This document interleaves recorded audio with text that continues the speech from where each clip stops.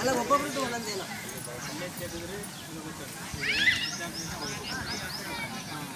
ಒಬ್ಬೊಬ್ರು ಇಲ್ಲಿದ್ದಾರೆ ಅಂತ.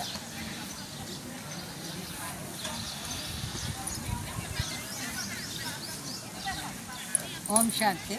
ನನ್ನ ಹೆಸರು ಗಿರಿಜಾ ಅಂತ. ನಾನು ಇಲ್ಲಿಗೆ ಮೌಂಟ್ ಅಬ್ಬಿಗೆ ಬರಬೇಕಾದ್ರೆ ಕೆಲವರೆಲ್ಲ ನನಗೆ ತಮಾಷೆ ಮಾಡಿದರು, ನಿನಗೇನು ಅಲ್ಲಿಗೆ ಹೋಗ್ತಿದ್ದೀರ, ಎಲ್ಲೂ ಪ್ಲೇಸ್ ಇಲ್ವಾ ನಿನಗೆ ನೋಡೋಕ್ಕೆ ಅಂತ. ಆದರೆ ಇಲ್ಲ, ನನಗೆ ಯಾಕೋ ಹೋಗಬೇಕು ಅನ್ನಿಸ್ತು. ಹೊಸ ಪರಿಚಯ ಬೇರೆ ನನಗೆ.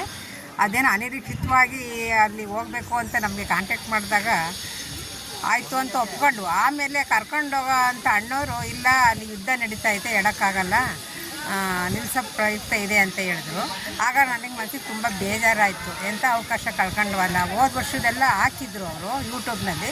ಅದು ನೋಡಿ ಅಯ್ಯೋ ನಾವು ಹೋಗಿರೋ ಚೆನ್ನಾಗಿತ್ತು ಅಂತ ಅಂದ್ಕೊಂಡು ಆ ಥರ ಹೇಳಿ 2 ದಿನಕ್ಕೇ ಮತ್ತೆ ಇಲ್ಲ, ಯಾವುದು ಕ್ಯಾನ್ಸಲ್ ಆಗಿಲ್ಲ, ಮತ್ತೆ ಇದಾಗಿದೆ ಅಂತ ಹೇಳಿದ್ರು.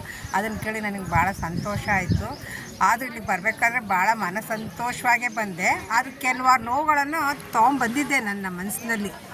ಆದ್ರೂ ಹೆಂಗಾದರೂ ಆಗಲಿ ಹೋಗಿ ಬರೋಣ, ಎಲ್ಲರೂ ಹೋಗ್ತಾರಲ್ಲ ಅವ್ರ ಜೊತೆಲಿ ಹೋಗೋಣ ಅಂತ. ಆದರೆ ಇಲ್ಲಿಗೆ ಬಂದಮೇಲೆ ಇಲ್ಲಿ ಯಾವ ಥರ ಅನುಭವ ಆಯಿತು ಅಂದರೆ, ಆತ್ಮ ಯಾವುದು ಪರಮಾತ್ಮ ಯಾವುದು ಅನ್ನೋದು ಗೊತ್ತಿರಲಿಲ್ಲ ನಮಗೆ.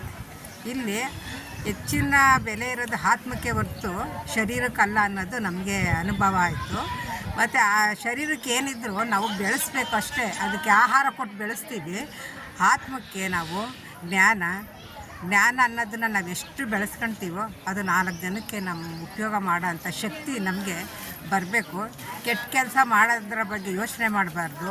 ತುಂಬಿದ ಕುಟುಂಬದಲ್ಲಿ ತಾಳ್ಮೆ ಸಹನೆ ಇರಬೇಕು. ನಮಗೆ ಯಾವುದೇ ನಮ್ಮದು ಕೆಟ್ಟ ದುರಭ್ಯಾಸಗಳನ್ನೆಲ್ಲ ಬಿಡಬೇಕು. ಮತ್ತು ಎಲ್ಲರ ಜೊತೆಲಿ ಯಾರು ಏನೇ ಅಂದ್ರೂ ನಾವು ಕೇಳಿಸ್ಲಿಲ್ಲ ಅಂದ್ಕೊಂಡು ನಮ್ಮ ಸುತ್ತಮುತ್ತಲಿನ ಪರಿಸರವನ್ನು ಸ್ವಚ್ಛತೆ ಮಾಡಬೇಕು.